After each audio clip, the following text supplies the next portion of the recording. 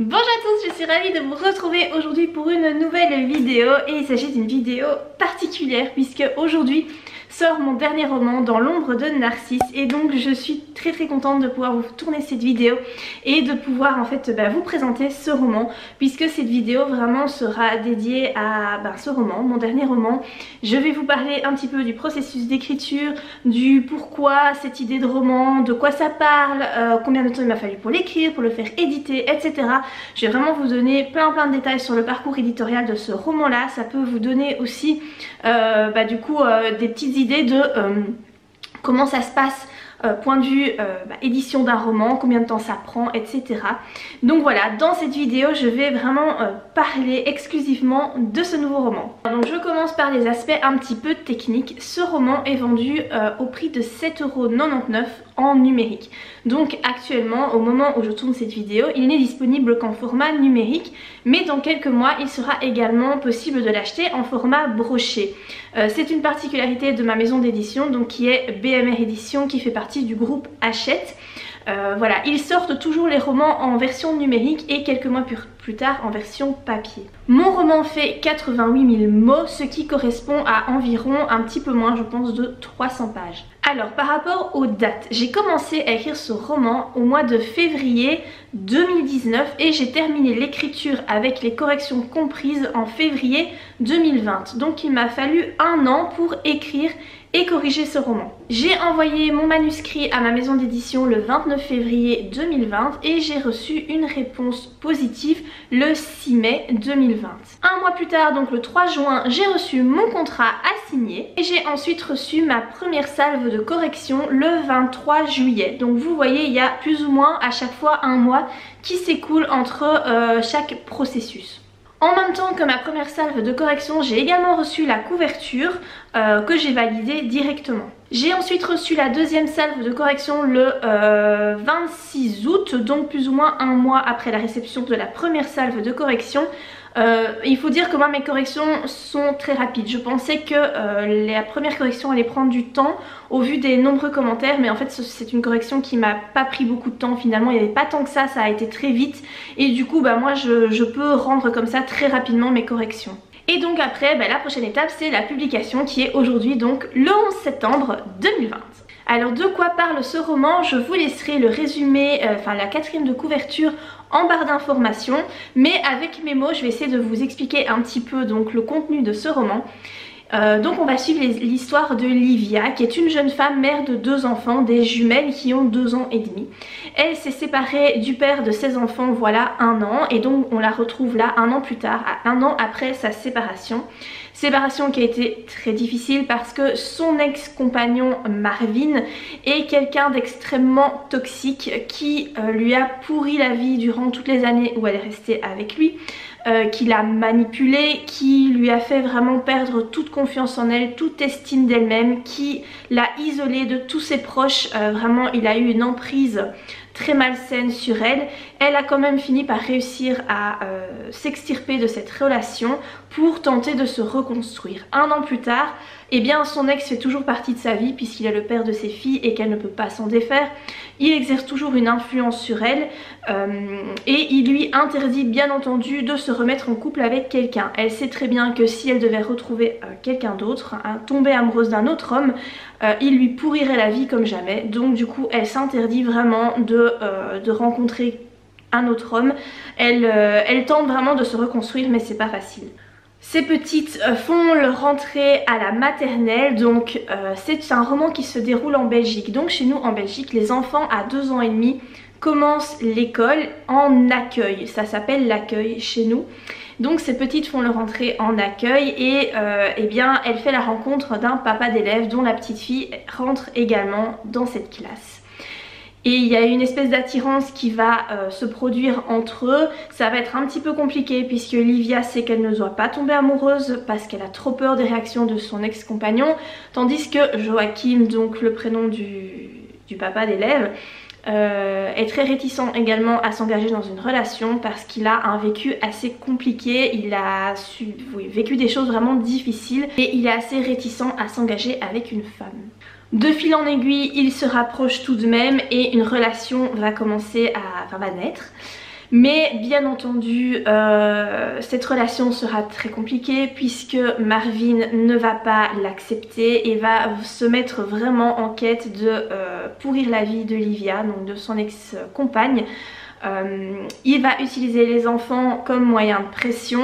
De l'autre côté, il y a Joachim et son passé compliqué, des démons qui refont surface, etc.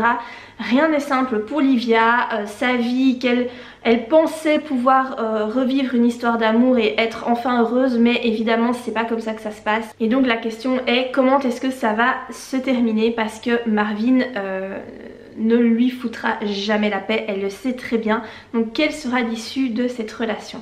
Il y a donc, comme vous le constatez, différentes thématiques développées dans ce roman-là. Parmi elles, il y a donc les relations toxiques. Ici, c'est l'homme qui est toxique, mais évidemment, ça peut être très bien la femme. Hein, voilà, dans une relation, c'est pas que à chaque fois l'homme ou que à chaque fois la femme. Ici, donc, c'est l'homme qui est toxique, c'est Marvin qui est manipulateur, qui est vraiment très malsain et qui a vraiment une emprise très importante sur Livia. Dans les différents thèmes, j'aborde également le viol conjugal, donc je ne vais pas plus développer que ça ici, mais ce thème-là est également abordé. Parmi tous les thèmes, j'aborde également le fait qu'en tant que femme, on doit en tout cas trouver la force en soi de s'en sortir sans avoir besoin systématiquement d'un homme. C'est tout le contraire de ce qu'on nous vendait quand on était petite dans les contes de fées, dans les Disney, où vous savez, vous avez toujours le prince charmant qui vient pour sauver la princesse qui est en galère. Pensez à Blanche-Neige, pensez à Cendrillon, à la Belle au bois dormant. Elles sont toujours en galère et en fait elles ne savent faire qu'une chose, c'est attendre que le prince vienne les délivrer. Dans ce roman-ci, je veux vraiment montrer que maintenant, à l'heure actuelle, les femmes n'ont plus besoin des hommes pour se délivrer. Elles ont tout ce qu'il faut en elles pour se délivrer toutes seules. Finalement, un autre thème que j'ai souhaité aborder, c'est le fait qu'il est illusoire de croire que les gens, qu'on peut arriver à changer les gens. Bien sûr, il y a des personnes qui arrivent à changer, mais ce sont des gens qui parviennent, qui en fait le veulent réellement, prennent la décision pour elles-mêmes de changer. Mais il est vraiment illusoire de croire qu'en tant que couple, l'autre pourra changer son conjoint si quelque chose ne lui plaît pas. Les gens ne changent pas à moins vraiment que la décision vienne d'eux-mêmes. Il y a donc deux messages que j'aimerais bien faire passer à travers ce roman. Donc le premier, c'est, comme je viens de vous le dire, que les gens ne changent pas et que voilà, quand on est dans une relation avec quelqu'un, si cette personne a des vices, des addictions, il a vraiment des comportements qui ne nous plaisent pas, ne nous conviennent pas, se dire qu'on va réussir à changer cette personne-là, c'est se mentir et ça ne fonctionnera pas. Donc je veux vraiment mettre le point là-dessus à travers ce roman. Un autre message que j'ai envie d'aborder dans ce roman-là, c'est le fait de ne pas rester enfermé dans une relation toxique. Si vous êtes malheureux dans une relation, voilà, votre conjoint a des comportements vraiment néfastes, que vous vous sentez manipulé, qu'il vous humilie, qu'il essaye de vraiment exclure tous vos amis, de faire le vide autour de vous, il faut fuir le plus vite possible. Il faut vraiment pas rester dans une relation toxique. Pour que ce roman soit le plus réaliste possible, parce que c'est vraiment une envie que j'avais, c'était que, eh bien, les lecteurs, les lectrices surtout, parce que c'est plus peut-être adressé aux femmes, puissent vraiment entrer dans l'histoire et puissent vraiment avoir l'impression que c'est une histoire vraie, même si ce n'en est pas une.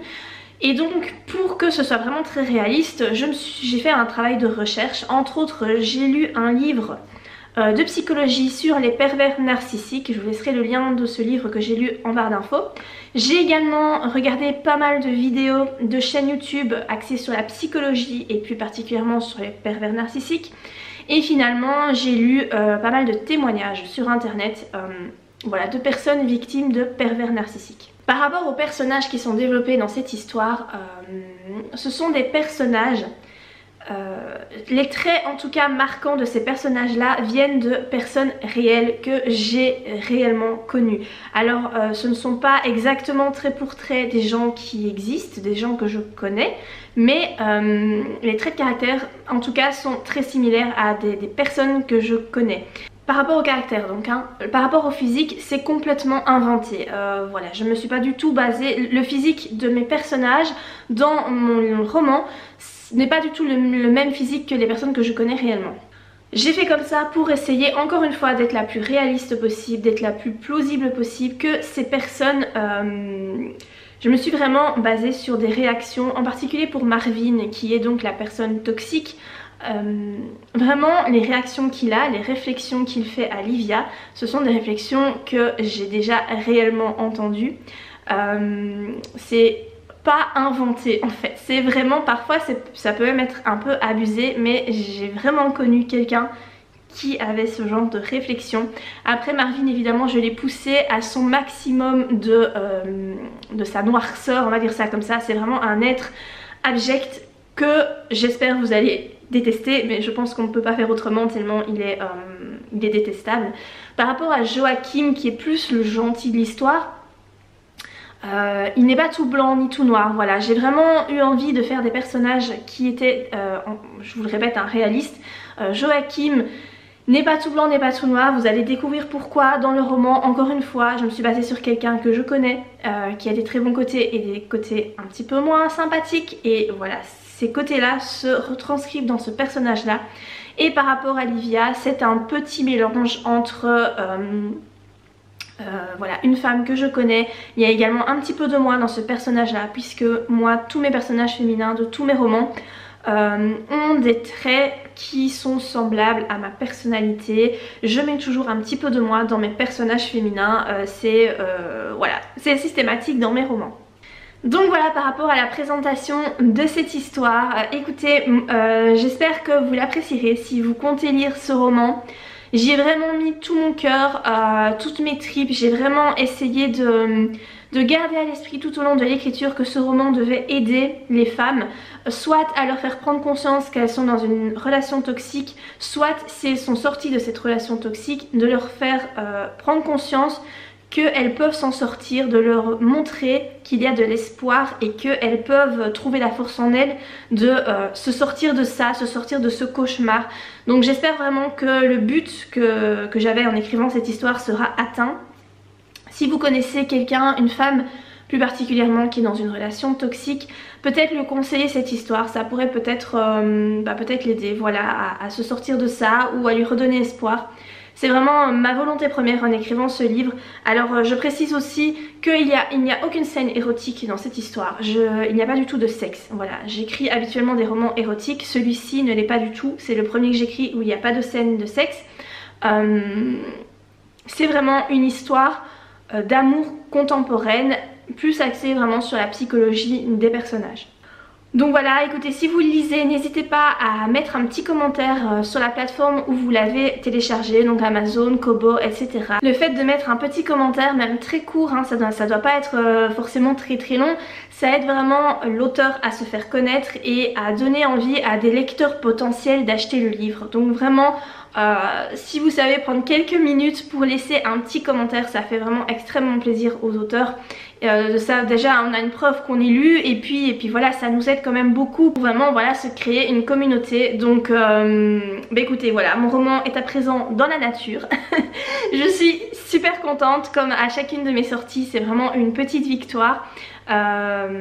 N'hésitez pas à me dire ici aussi en commentaire ce que vous pensez de cette histoire, si vous avez envie de la lire ou pas. N'hésitez pas à vous abonner à ma chaîne si vous ne voulez rater aucune de mes nouvelles vidéos. Et moi je vous dis à très bientôt avec des nouvelles vidéos. Bye!